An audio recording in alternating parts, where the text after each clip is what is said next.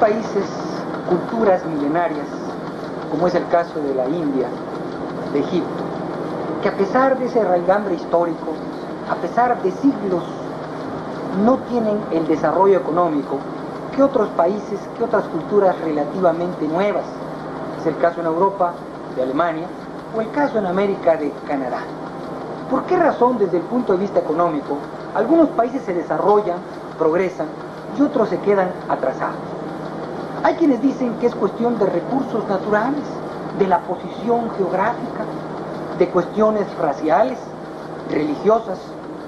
No, ninguna de estas situaciones es corroborada por la historia. Tenemos el caso de Japón y México, en donde Japón, una pequeña isla, no tiene casi recursos naturales para industrializarse.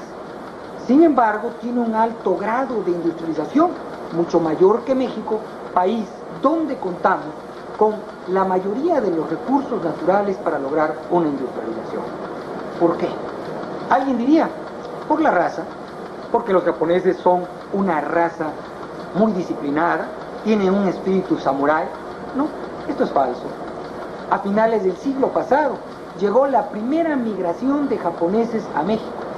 Y no vinieron a enseñarnos tecnología, sino vinieron a cosechar el café en el estado de Chiapas o a poner los durmientes para las vías de ferrocarril. Esto quiere decir que nosotros teníamos un nivel de vida mayor al de los japoneses. Entonces no es la raza. La causa, y que esta es una de las principales enseñanzas del siglo XX, es que lo determinante para que un país progrese es el sistema económico, el sistema político, el orden jurídico. Mientras en un país existan leyes que dificulten, que obstaculicen la producción, la comercialización, el país se quedará atrasado, independientemente que sea de raza blanca, raza amarilla o raza negra. Si en un país, en una sociedad, existen leyes que facilitan, que incentivan la producción, ese país progresará.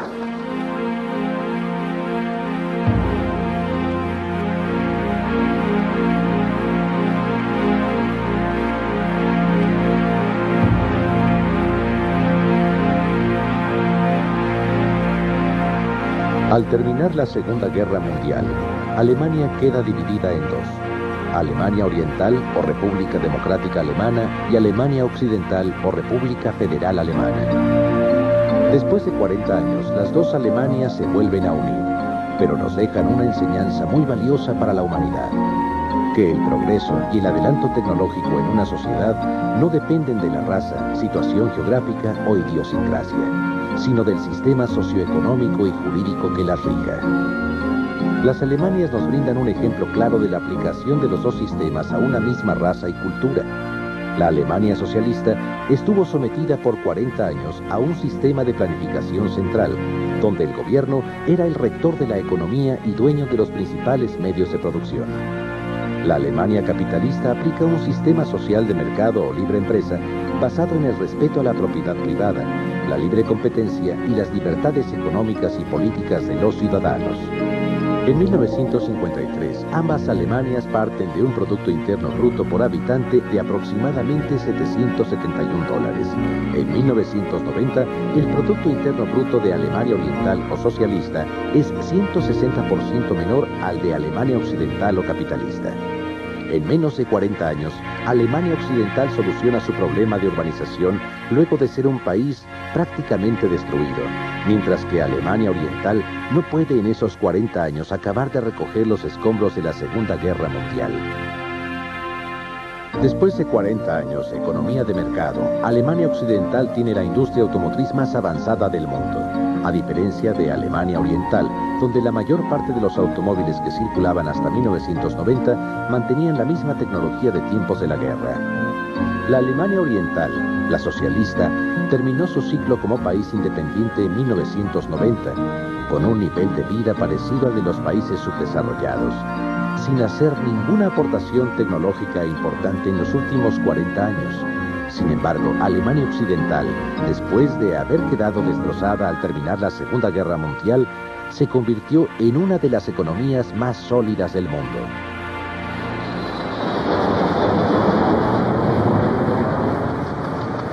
Uno de los objetivos de la mayor parte de los gobiernos en el mundo es elevar los niveles de vida de sus habitantes.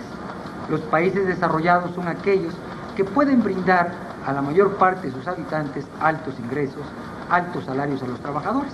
El lograr esto no es cuestión mágica ni una cuestión fuera del alcance de quien piensa con lógica o sentido común. Hay un proceso. La productividad es la que marca la diferencia entre los altos niveles salariales en los llamados países desarrollados y los países subdesarrollados. ¿Cuál es el proceso para lograr la productividad? El proceso para lograr la productividad se inicia con producir más de lo que se consume, obtener un ahorro, y ese ahorro, si hay condiciones sociales favorables, convertirlo en maquinaria o invertir maquinaria, innovar para tener maquinaria mejor y capacitar al personal. Una vez que hay capacitación, hay mejor maquinaria, se aumenta la llamada productividad. ¿Qué quiere decir la productividad? Producir más en el mismo periodo de tiempo. Un trabajador de un país desarrollado produce 10 unidades en una hora contra una unidad que produce en un país subdesarrollado. Quiere decir que tiene 10 veces más productividad, por lo tanto, su salario puede ser 8 o 10 veces mayor. En concreto, mayor productividad, mayores niveles de vida. Y mayores niveles de vida significa desarrollo. La cantidad de herramientas, la cantidad de tecnología y el nivel de capacitación por cada obrero, por cada trabajador empleado, es el secreto del desarrollo y es el secreto de mejores niveles de vida para la mayoría. Uno de los principales problemas que enfrentan y seguirán enfrentando los gobernantes mexicanos, al igual que muchos otros del mundo, es la creación de empleos y el aumento de los ingresos para los trabajadores. Para lograr esas metas hay dos caminos: el demagógico, populista, que tiene como verdadero objetivo ganar votos o poder político, y el camino correcto, que aunque más tardado, es el único que da resultados: incrementar la inversión productiva. El falso camino para crear empleos y aumentar los niveles de vida parte del supuesto de que a través de leyes laborales, la lucha de clases y las conquistas sindicales se pueden garantizar plazas o empleos y una mejor remuneración salarial. La verdadera vía para lograr mayor empleo parte de un incremento de los recursos destinados al ahorro y a la inversión en maquinaria y capacitación, y en la libertad del empresario para decidir cuántos trabajadores contratar, cómo utilizar sus máquinas y a qué precio vender. En cuanto a la formación de capital físico, es decir, mejor maquinaria, los principales enemigos son los altos impuestos y la inflación. En los países con mayores impuestos hay menos excedentes destinados a reinvertir en mejores máquinas.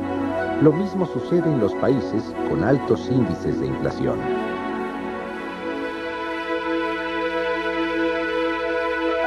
La productividad por trabajador agropecuario en México es 25 veces menor que la de los trabajadores agropecuarios de Estados Unidos y Canadá. Sin embargo, hay una explicación. En Canadá hay 80 tractores por cada 50 trabajadores. En Estados Unidos hay 75 tractores por cada 50 trabajadores. En México hay un tractor por cada 50 trabajadores del campo.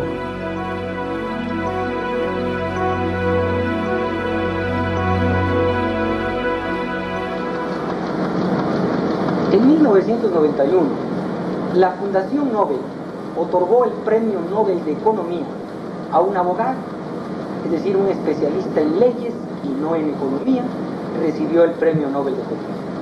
¿Cuál fue la aportación de Ronald Coase en 1991 para que recibiera ese premio? La aportación de Coase fue que las leyes son un factor determinante en el progreso económico. Malas leyes obstaculizan el progreso económico. Buenas leyes incentivan el progreso económico. Por ejemplo, el caso de Holanda en el siglo XVI fue el primer país en el mundo occidental que rompió el llamado ciclo malthusiano.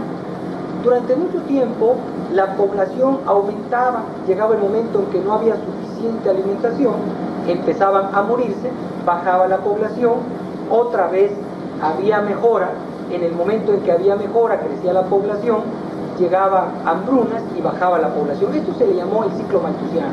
En Holanda, por primera vez, los gobernantes garantizan los derechos de propiedad y existen legislaciones que facilitan el comercio.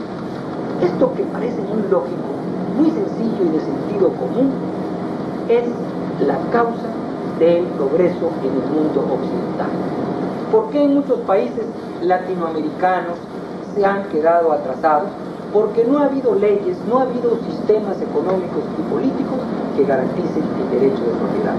En la medida en que exista la certidumbre legal, jurídica, de que nuestras propiedades van a ser respetadas, de que lo que produzcamos va a ser respetado, no va a ser expropiado, de que tengamos un lucro, un beneficio, y de que las leyes nos faciliten trasladar esa propiedad, dividirla y obtener lucros, habrá progreso económico.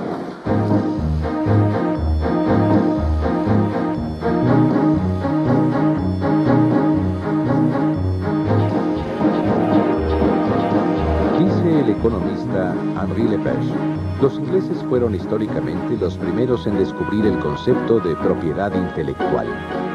Si Inglaterra se convirtió en la patria de la revolución industrial, no fue porque los ingleses estuvieran más dotados por la naturaleza o fueran más emprendedores que sus homólogos del continente, sino porque a partir del siglo XVII, Inglaterra fue el primer país de Europa en el que los conceptos jurídicos y los usos judiciales habían recibido una mayor influencia de las nuevas concepciones del derecho y de la propiedad.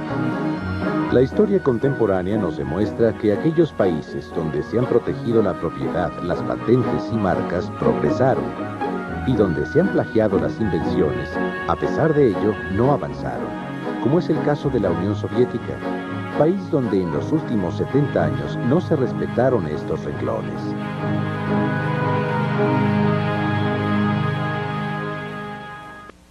Una de las causas por la que se abolió la esclavitud en los Estados Unidos, y es poco conocida, es que al comparar el trabajo esclavo en el sur de ese país con el trabajo libre del norte, resultaba poco productivo tener esclavos. En otras palabras, el hombre libre era más productivo que el esclavo. Igualmente, el llamado Commonwealth nace debido a que Inglaterra se da cuenta que la relación de coloniaje no era tanto negocio como el establecer una relación basada en el comercio libre con sus antiguas colonias. Desgraciadamente hay muchos filósofos, muchos economistas políticos que no discuten la conveniencia de la libertad religiosa, de la libertad política, pero ponen en entredicho la libertad económica. Y entendemos como libertad económica no la ausencia de leyes, no la ausencia de gobierno, sino un gobierno que garantice a los ciudadanos el que cada quien decida qué producir, cómo producir y para quién producir. Este tipo de asociación, este tipo de sociedad se le llama cooperación social. Está basada en la libertad. Pero cuando un patrón, un gremio o un gobierno decide por los ciudadanos en qué trabajar, en ese momento hay retroceso o estancamiento. El siglo XX nos muestra, nos enseña que la libertad es negocio, que la libertad significa progreso. Adam Smith dice, la experiencia de todos los siglos y naciones demuestra, según creo, que una obra hecha por esclavos es más cara que otra alguna, aunque al parecer solo cuesta el mantenimiento de ellos. Un hombre que no es capaz de adquirir propiedad o dominio no puede tener otro interés que comer lo más que pueda y trabajar lo menos que le sea posible. Al observar el índice de productividad bajo la mano de obra esclavizada, notamos que ésta progresa aparentemente, pero en realidad produce el efecto contrario. Por eso la libertad es negocio. Uno de los problemas cuando hablamos de los sistemas económicos es el semántico. La cuestión de nombres. Se habla de comunismo, de socialismo, de capitalismo, de neoliberalismo, de neosocialismo, de corporativismo, en tal forma que ya no sabemos qué realidad consignamos con cada uno de esos nombres. Es por ello que tenemos que dejar claro cuáles son los fundamentos de cada sistema. La principal característica de cada uno de estos sistemas es el mercado por un lado o la planificación central. Atrás del mercado tenemos un personalismo. La persona humana es el principio y fin del sistema económico. En el sistema centralmente planificado hay un transpersonalismo donde el Estado tiene metas más allá de la persona humana. Otra característica es que en el sistema de mercado lo fundamental es la propiedad privada de la maquinaria de los comercios. En el sistema centralmente planificado se parte de la propiedad estatal o control de los gobernantes de los principales medios de producción. En el sistema de mercado se parte de que los precios se forman en el mercado a través de la oferta y de la demanda, reflejan la utilidad y la escasez de los productos. En el sistema centralmente planificado, el gobierno es el que le fija un precio a los bienes y servicios. Otra de las características del sistema de mercado es el lucro o ganancia como motor de la producción. En los sistemas centralmente planificados es el Estado quien a través de la coacción o de una supuesta solidaridad obliga a los miembros de la sociedad a producir una u otra cosa. La competencia también es característica del sistema de mercado, mientras que en el sistema centralmente planificado tenemos la formación de monopolios estatales. Un sistema de mercado tiende hacia la democracia y la democracia se tiene que complementar con un sistema de libre empresa o libertades económicas. Al contrario, en un sistema centralmente planificado nos vamos casi siempre a la dictadura. Precisamente Friedrich Hayek, Premio Nobel en Economía en 1974, se ganó esa mención, ese honor, por su libro llamado Camino de Servidumbre, en donde demuestra que los sistemas centralmente planificados, los sistemas en donde el Estado decide la actividad económica, terminan en la dictadura. El sistema económico que proponemos para que México y los demás países iberoamericanos superen el subdesarrollo y las crisis económicas parte de los mismos planteamientos que hicieron posible el llamado milagro alemán y el milagro japonés de la posguerra. A este orden económico se le denomina sistema de mercado, social de mercado o de libre empresa. El sistema de mercado ha funcionado tanto en Oriente como en Occidente, ya que está basado en la naturaleza social del ser humano. La función del Estado en el ámbito económico bajo ese sistema es garantizar un ambiente de competencia basado en la propiedad privada y en el libre y voluntario intercambio de bienes y servicios de los ciudadanos.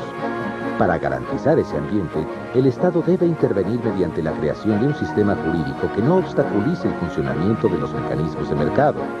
No un gobierno, llámese socialista, comunista, nacionalista, nacionalsocialista, revolucionario o fascista, que en nombre del bienestar colectivo limite la libertad y la propiedad de cada uno de los ciudadanos, con el objetivo ideal de alcanzar el progreso de las mayorías o los marginados, cuando en realidad solo planifica nuestras vidas y se apodera de nuestras propiedades para beneficio de la clase gobernante, tal como sucedió en los social totalitarismos. Durante mucho tiempo la discusión sobre la eficiencia de los sistemas económicos se mantuvo a un nivel abstracto, a un nivel de ideas. La década de los 90 nos presenta ejemplos, fenómenos que nos permiten apuntalar con hechos comprobados, claramente identificables, cuál de estos sistemas es más eficiente. Hechos tan importantes como la caída del muro de Berlín, como la renuncia por los mismos gobiernos de la ex-URSS y de los países de Europa del Este al socialismo, nos llevan a fundamentar histórica y claramente la ineficiencia de un sistema económico que durante muchos años se vio como una alternativa social para la humanidad. Hay otros ejemplos interesantes, como el caso de las dos Chinas. Una China bajo un sistema centralmente planificado, la llamada República Popular China, que es la China socialista, en relación a la China nacionalista o Taiwán. Si vemos los niveles de vida, vemos las diferencias tremendas, como la llamada China nacionalista o Taiwán tiene mucho más altos niveles de vida que la China socialista. Lo mismo podemos comprobar cuando hacemos una comparación entre las dos Coreas. Corea del Norte bajo un sistema centralmente planificado y Corea del Sur bajo un sistema de mercado. Esta última con niveles de vida muy superiores a los de Corea del Norte. Si nosotros analizamos en qué sistemas es donde se producen más alimentos, en donde no tan solo se produce para esa población, sino que se exporta, vemos que es en los sistemas de mercado, mientras que en los sistemas centralmente planificados generalmente son importadores de alimentos. Todos estos datos nos llevan a la conclusión que los sistemas más eficientes son los llamados sistemas de mercado o libre empresa, y que los sistemas centralmente planificados son sistemas en donde se ha politizado la vida económica y se ha dejado la eficiencia económica a un segundo término, y que con la excusa de repartir, de la igualdad social, de ayudar a los pobres, lo único que se ha cosechado es miseria. Al terminar la Segunda Guerra Mundial, el nivel de vida en Japón era muy parecido al de la India, la cual acababa de proclamar su independencia. La India pasa de un sistema feudal y colonialista a un sistema económico de planificación central llamado socialismo fabiano. Japón, al contrario, pone en práctica un sistema de mercado o libre empresa. Fomenta la competencia y la libertad de emprender de los miembros de la sociedad japonesa con una actitud de ayuda y complementación del Estado a las empresas. Hay quienes piensan que la India se ha quedado atrasada por su sobrepoblación. Sin embargo, la sobrepoblación es mayor en Japón en un 33%. A pesar de que Japón cuenta con menos recursos naturales y mayor densidad de población que la India, alcanzó en los últimos 45 años un producto por habitante 75 veces mayor al de la India.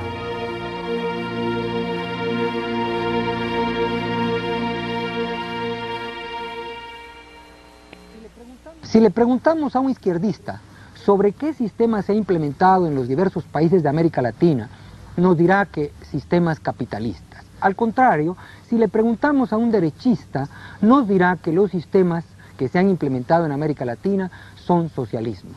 Pero al analizar la realidad económica de nuestros países, vemos que ni son países con economías parecidas a las de Alemania Occidental, Japón, ni tampoco a los de la ex-URSS.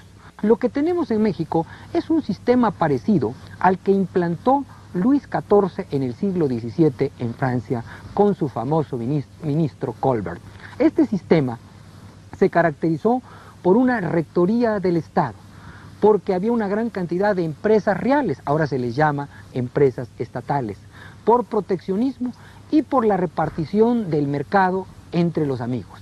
Y vemos que en los diversos países latinoamericanos, con diversas variantes, este sistema neomercantilista es el que ha imperado. Los empresarios, en lugar de hacer riqueza a través del mercado, lo hacen a través de amigos en el gobierno. Los sindicatos se han convertido en monopolios de mano de obra que chantajean tanto a los trabajadores como a los empresarios. Hay una repartición del mercado como si fuera un botín.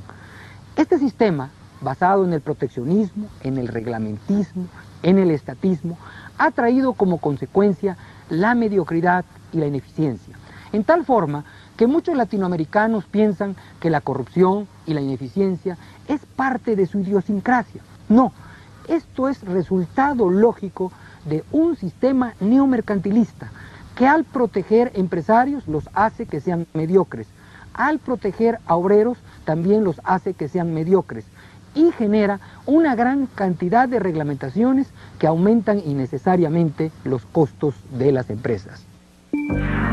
El estatismo, el proteccionismo y el reglamentismo nos llevan a la corrupción y la ineficiencia.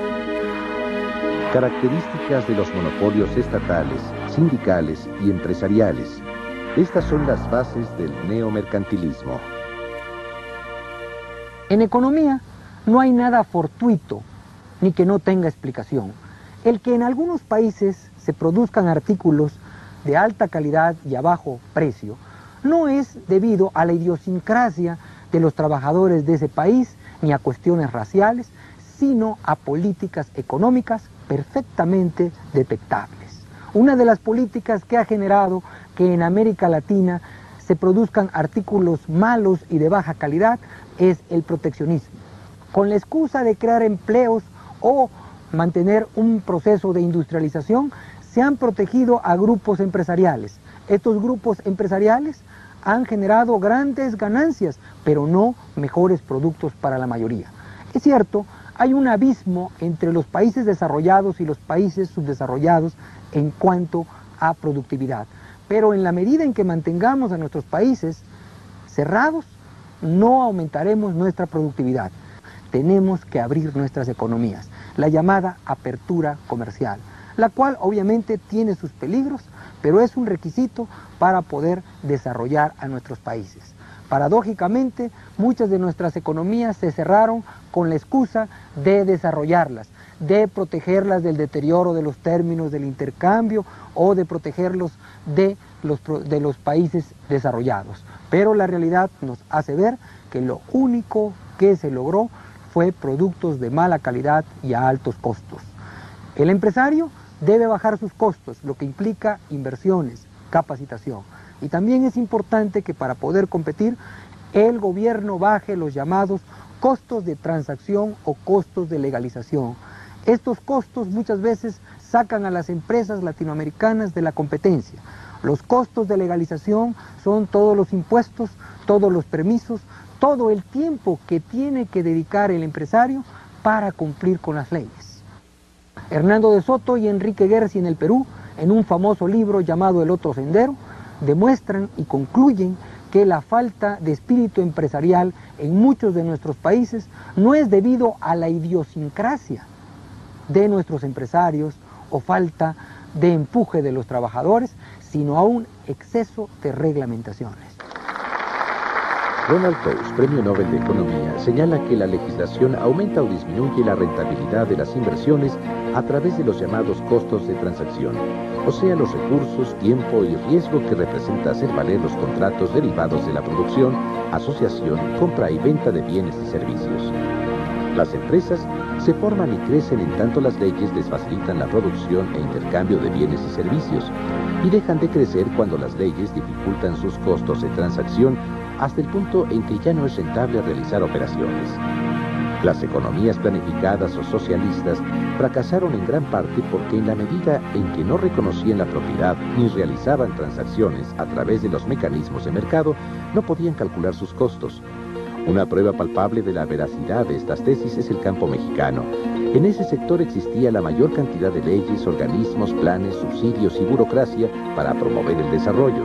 Sin embargo, es el más atrasado de México. Al igual que el proteccionismo generó malos productos a altos costos, también las leyes laborales han generado en América Latina desempleo y baja productividad en los trabajadores.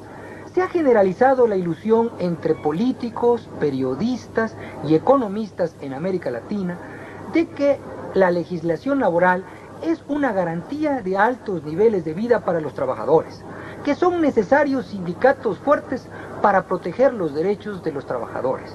Por ejemplo, los sindicatos a lo largo de América Latina han tenido un papel político más que económico, y las leyes han evitado que exista una mayor productividad y exista una mayor identificación entre un esfuerzo y capacitación y mejores salarios para quien realiza ese esfuerzo. El caso de los ilegales, o sea, los millones de trabajadores latinoamericanos que van ilegalmente a trabajar a los Estados Unidos, nos demuestra que sin protección laboral, es más, al margen de la ley, esos trabajadores, debido a la productividad, debido a la demanda de trabajadores, tienen mayores ingresos que el 90% de los trabajadores en América Latina que están protegidos por leyes y por fuertes sindicatos. Por otro lado, si comparamos las constituciones de los diversos países latinoamericanos con la Constitución de Estados Unidos, aquí también vemos claro el mito de las legislaciones. En América Latina, generalmente las constituciones dedican capítulos enteros a proteger a los trabajadores. En los Estados Unidos no hay un solo capítulo en la Constitución que proteja los derechos de los trabajadores. Esto nos lleva a la conclusión que debemos buscar nuevos caminos para elevar los ingresos de los trabajadores en América Latina. Y los únicos caminos correctos son, por un lado, aumentar la demanda de trabajadores.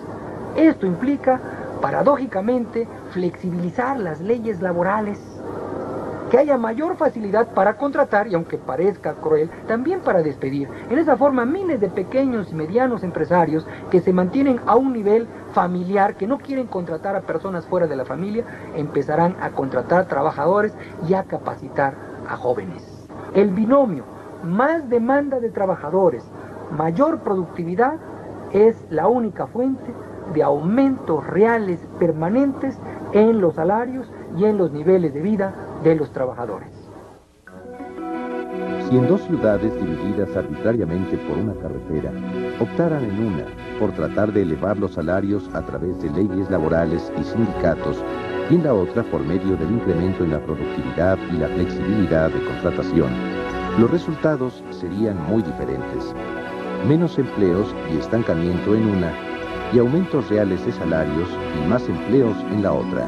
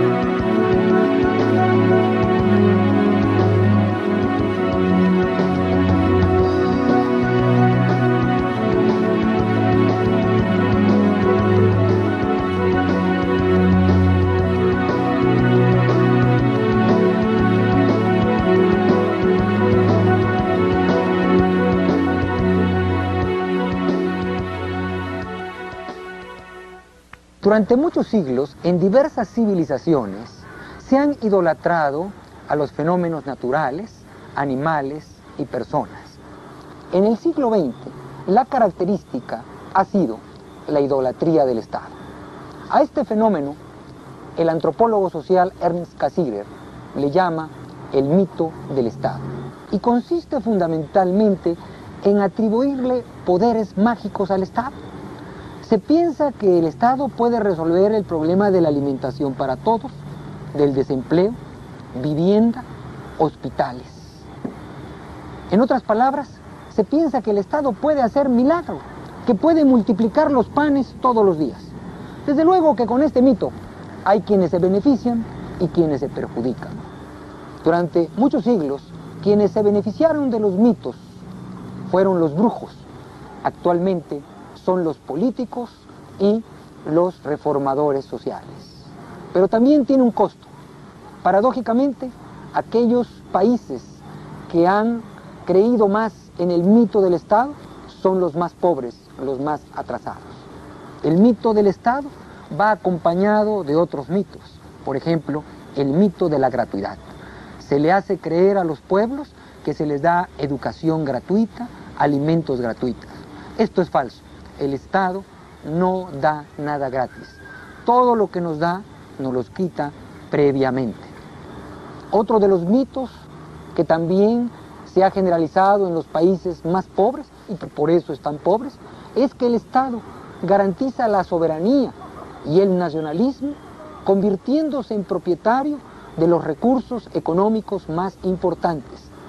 Precisamente una de las causas del subdesarrollo de muchos países, y principalmente de los países latinoamericanos, es que el Estado, y concretamente los gobiernos, han manejado en una forma monopólica los principales recursos económicos de esos países, los recursos petroleros, los ferrocarriles, la electricidad y en la mayoría de los casos los han manejado ineficientemente y con un alto grado de corrupción. Algunos economistas y funcionarios de gobierno afirman que es necesario mantener altos niveles de inversión pública para lograr un mayor crecimiento económico. Dicha afirmación es falsa. Al gobierno, estrictamente hablando, no se le puede catalogar como una fuente originaria de inversión, sino como una institución que debe tomar el ahorro de los particulares para invertirlo en beneficio de la sociedad. Los únicos agentes económicos que pueden realizar una inversión son aquellos que generan ganancias o excedentes, es decir, ahorro para invertir. El gobierno en sí no produce ganancias, sino que en teoría administra el ahorro de los ciudadanos. Sin embargo, es un engaño canalizar este capital hacia las empresas públicas, las que necesariamente disminuyen la inversión en las empresas productivas. La verdadera explicación de la llamada inversión pública es que los planificadores oficiales han partido de la premisa de que ellos saben mejor que los generadores del ahorro y los productores de las ganancias en qué invertirlas o gastarlas. Varios estudios, entre ellos uno del Banco Mundial, demuestran que los países con mayor porcentaje de inversión y gasto público en relación al Producto Interno Bruto son los que tienen menor crecimiento económico. Los países donde el gobierno invierte y gasta menos en relación al PIB son los que han logrado un mayor crecimiento y nivel de vida. Uno de los fenómenos íntimamente relacionados con el mito del Estado es la inflación. La inflación es un fenómeno económico que se ha generalizado en la mayoría de los países en el siglo XX. Tiene dos causas, una causa sociológica y una causa económica. La causa sociológica es el querer que el Estado nos resuelva la mayor parte de nuestros problemas. Y la única fuente que tiene el Estado para darnos recursos son los impuestos. Y cuando esos impuestos no le alcanzan porque su gasto es demasiado, recurre a un impuesto disfrazado. Ese impuesto disfrazado es la emisión de dinero.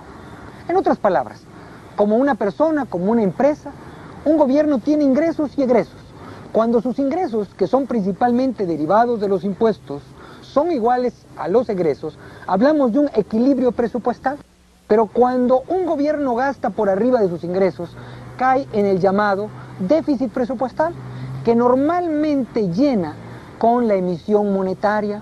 Esta emisión monetaria es la que genera el aumento de los precios. ¿Por qué? Porque hay más dinero en circulación. Imaginémonos que en determinado momento sobre una ciudad se avienta dinero. Este dinero no va a resolver el problema de la miseria, pero va a provocar una mayor demanda, va a provocar un aumento de los precios. Obviamente que quienes son los beneficiarios del fenómeno inflacionario son los políticos que manejan y los burócratas que disponen de ese dinero y los grupos sociales a quienes se les da ese dinero. También podemos decir que la inflación, como muchas drogas, tiene algunos efectos aparentemente positivos. Estimula la economía, estimula el crecimiento económico y el empleo. Las drogas a corto plazo estimulan, pero después tienen efectos colaterales graves.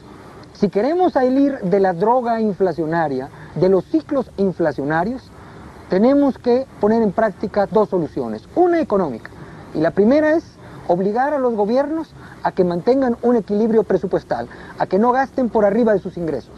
Prohibir a los bancos centrales que emitan dinero. Y quizá la solución más importante es que los ciudadanos de los países latinoamericanos se den cuenta que no deben esperar la solución de sus problemas de los gobiernos, porque o significa más impuestos o inflación.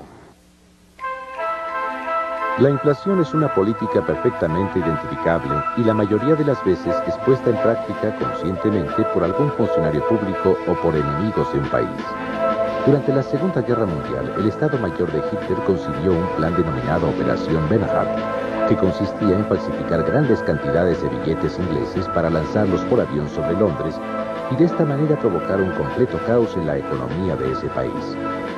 La inflación se utiliza en casi todos los países del mundo y en especial en Latinoamérica, pero no por enemigos, sino por los mismos gobernantes, quienes a través de las emisiones de dinero han generado un caos social que en otros tiempos solo hubiera sido concebible que lo iniciaran los enemigos. los cuales obviamente hubieran sido acusados de traición a la patria y fusilados. Llama la atención que fue un país iberoamericano el que observó la inflación más baja del mundo, a pesar de sus grandes problemas sociales. En Panamá no hay banco central y los gobiernos panameños no pueden emitir dinero para financiar sus gastos. Esta es la balanza de la inflación.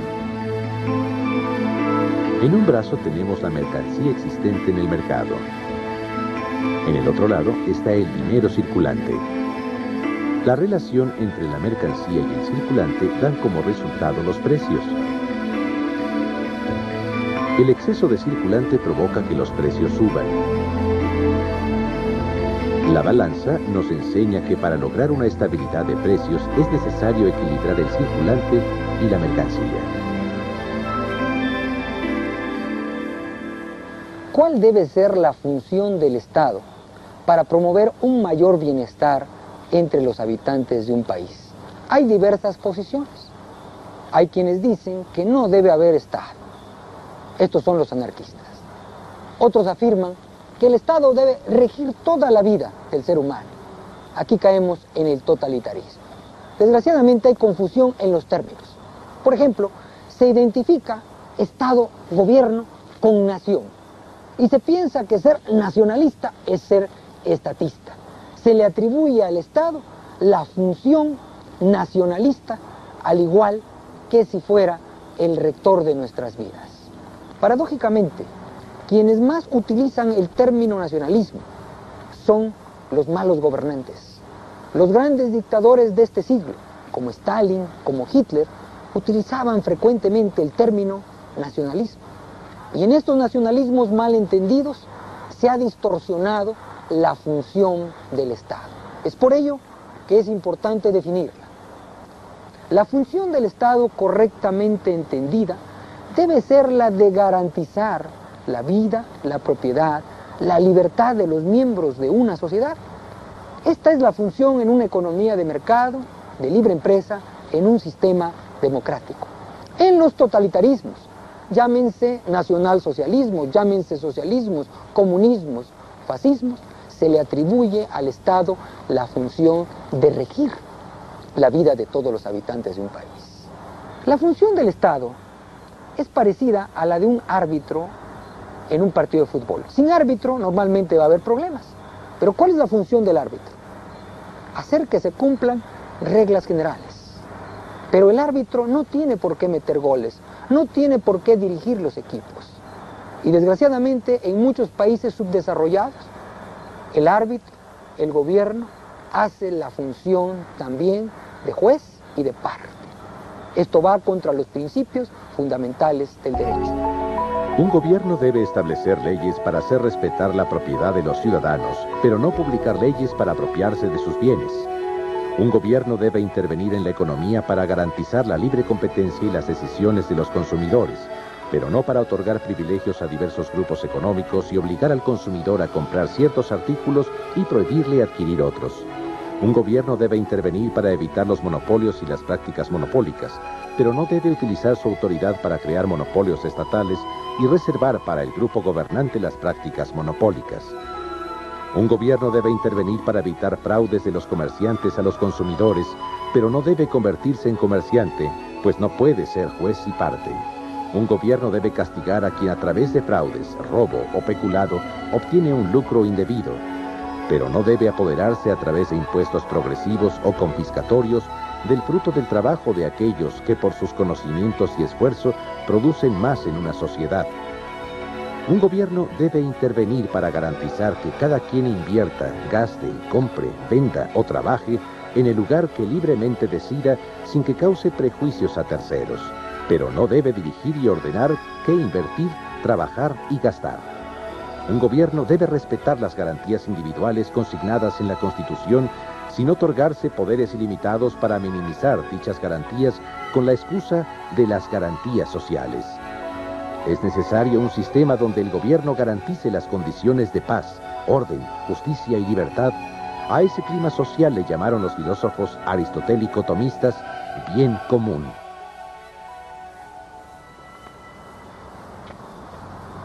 Las ciencias físicas, biológicas, han brindado conocimiento que han permitido avances inimaginables en otras épocas. Pero parece que la ciencia económica no nos ha dado los conocimientos suficientes para superar la miseria. En gran parte de la humanidad se vive en condiciones miserables. ¿Por qué? Desgraciadamente la ciencia económica se ha politizado, se ha dogmatizado, se habla de izquierda, de derecha, de capitalismo, olvidando que la ciencia económica son principios universalmente válidos. Estos principios nos dicen que no podemos gastar más de lo que tenemos, que no podemos esperar de otros lo que no tienen, y que el ser humano es uno. Una persona humana no es repetible ni es un promedio, ni puede haber soluciones para todos. Se deben crear las condiciones para que cada quien solucione sus problemas, pero no para que el Estado nos solucione nuestros problemas. El papel del Estado, recordemos, es garantizar los derechos fundamentales del ser humano, que son la vida, la propiedad y la libertad, y hacer justicia. Cuando un Estado logre esas finalidades, habrá generación de riqueza y la ciencia económica habrá cumplido su cometido.